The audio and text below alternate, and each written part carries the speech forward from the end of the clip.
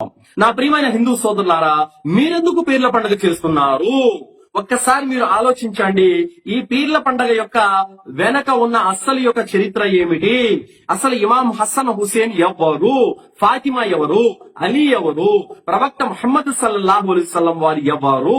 ఎప్పుడైనా మీరు ఆలోచించారా? వారి చరిత్ర గురించి మీరు ఎప్పుడైనా సరే పరిశీలన చేశారా? చదివారా? ఏమి తెలియకుండానే మీరు పీర్ల పండగ అంటే ఇది ఒక పండగ అన్నటువంటి భావనతో మీరు చేసుకుంటూ పోతున్నారే కానీ వాస్తవానికి దీని వెనకాల ఉన్న చరిత్ర గనక మీరు ఒక్కసారి పరిశీలన చేసినట్లయితే, చదివినట్లయితే గనక మీరు ఈ పీర్ల పండగ చెయ్యారు. ఈ మాట ఎందుకు చెబుతున్నామంటే సోదరులారా, మనము చాలా పల్లెలకు వెళ్లి అజ్ఞానపు ముస్లిములారా మీరెందుకు ఈ పీర్ల పండగ చేస్తున్నారు, చేయకండి అని చెప్పినప్పుడు, అయ్యో మేము మా మౌలానా గారు చెప్పినప్పటి నుంచి మేము మానేశాము, ఈ పీర్ల పండగ జోలికి మేము వెళ్ళటం లేదు, ఈ పీర్ల పండుగలో మేము పాల్గొనటం లేదు. అయితే మా ఊర్లో ఉన్నటువంటి హిందువులు మేము చేయకపోయినా వాళ్ళు చేస్తున్నారు, మేము నిలబెట్టకపోయినా వాళ్ళు నిలబెడుతున్నారు, మేము చందా రాబట్టకపోయినా వాళ్ళు రాబడుతున్నారు, వాళ్ళు మానటం లేదు అని కొందరు సమాధానం చెప్తే, మరికొందరు అంటున్నారు, అయ్యో మేం చేయడం లేదండి, మా ఊర్లో రెడ్డి గారు ఉన్నారు, ఆయన జరిపిస్తున్నారు ఇదంతా అని చెప్పేసి అంటున్నారు. కావున హిందూ సోదరులారా, ఒక్కసారి ఆత్మ పరిశీలన చేసుకొని వాస్తవాన్ని గ్రహించండి.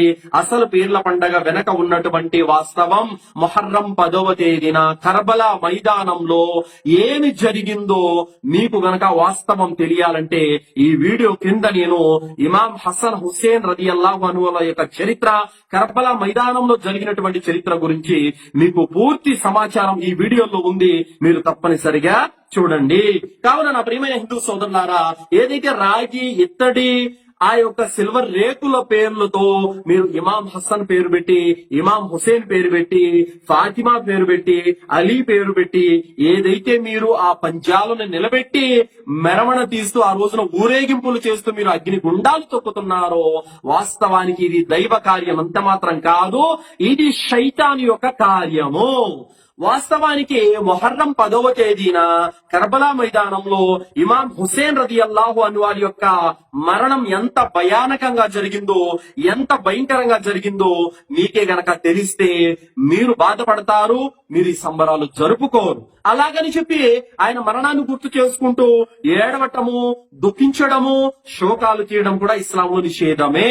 కావున నా ప్రియమైన హిందూ సోదరులారా, మీకు సంబంధం లేనటువంటి దాన్ని మీరెందుకు చేస్తున్నారు?